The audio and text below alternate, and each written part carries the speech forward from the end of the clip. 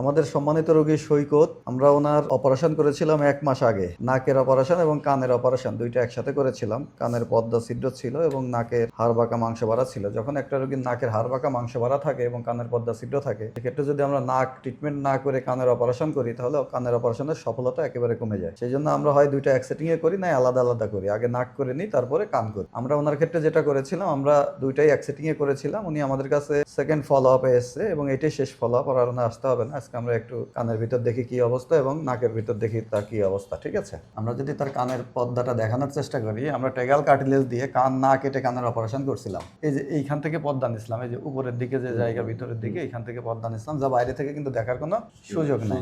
এরপরে আমরা যে পর্দার অপারেশন করছিলাম, আমরা যদি পর্দাটা দেখি, ওই যে পর্দা খুব সুন্দর, আর কানের পর্দাটা দেখা যাচ্ছে চারপাশ দিয়ে একদম পিছনে কার্টিলেজটা খুব সুন্দর দেখা যাচ্ছে। হ্যাঁ, পর্দাটা খুব সুন্দর আছে। একই সাথে আমরা যদি ওনার নাকটা দেখি, নাক আমরা কেবল একটু এন্ডোস্কোপিক সাকশন ক্লিয়ারেন্স করছি। এই যে নাকের ভিতর শ্বাস নেওয়ার অনেক জায়গা। আমরা যে ব্লিডিংটা দেখা যাচ্ছে, বেসিক্যালি এইটাই হচ্ছে আমরা কেবল যে নাকের ভিতর যে ময়লা বের করছো, এই জন্য গেছে, এটা থাকবে না। এই যে একদম অনেক জায়গা নাকের ভিতর। এই যে পিছন দিকে যেটা দেখা যায় গর্ত, এইটা দ্বারা, এই গর্ত দ্বারা নাক আর কান পরস্পর সাথে সংযুক্ত।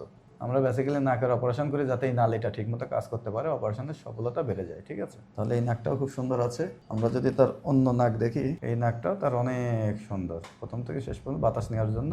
আর কখনো তার বাতাস নেওয়ার জন্য শ্বাসনালীর অভাব হবে না। ঠিক আছে, অনেকটা আছে। এবার অপারেশনের পরে আপনি কানে কিরকম শুনতেছেন এখন?